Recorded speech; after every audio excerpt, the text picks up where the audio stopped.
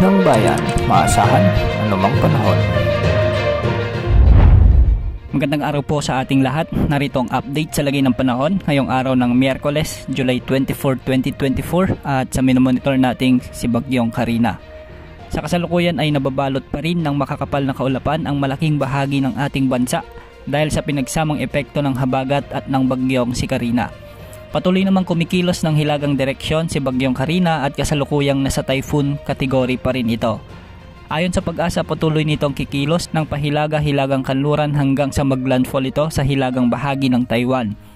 Posible itong dumiretso at tumbukin naman ang Eastern China sa mga susunod na araw bilang malakas na bagyo pa rin. Si Bagyong Karina ay inaasang patuloy na lalakas at maaaring maabot na nito ang peak intensity nito bago maglandfall sa hilagang bahagi ng Taiwan dahil sa favorable environment ng karagatan at hindi pa rin inaalis ang rapid intensification nito sa mga susunod na oras. At sa inaasang pagtama nito sa kalupaan ng Northern Taiwan, posible naman ang unti-unti nitong paghina.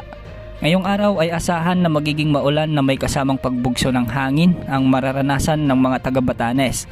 Posible ang pagbaha at pagguho ng lupa dahil sa malalakas hanggang sa matitinding pag-ulan dulot ng bagyo. Magiging katamtaman hanggang sa malalakas naman ng mga pag-ulan ang mararanasan sa Cagayan, Apayao, Ilocos Norte, Aurora at iba pang bahagi ng Cagayan Valley dahil pa rin kay Bagyong Karina at ng habagat.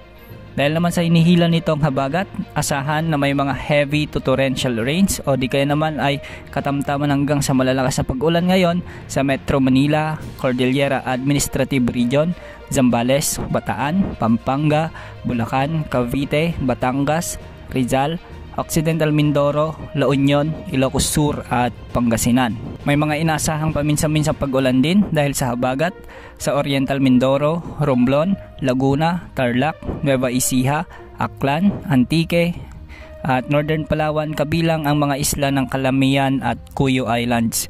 Ganitong panahon din ang aasahan sa bahagi ng Negros Island Region, Zamboanga Peninsula, Quezon Province, Northern Samar, Basilan, Sulu, Tawi-Tawi at sa nalalabing bahagi ng Bicol Region, pati na rin sa Mimaropa at sa western part ng Visayas.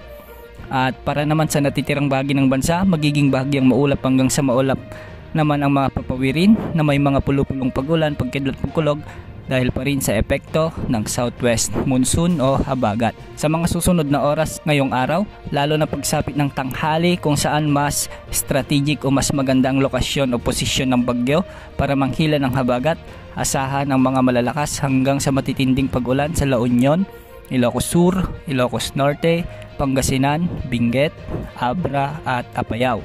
Ganitong sitwasyon din ang posibleng maranasan sa Nueva Vizcaya, Quirino, Isabela, Bataan, Bulacan, Pampanga, Tarlac, Nueva Ecija, Metro Manila, Calabarzon at Mimaropa.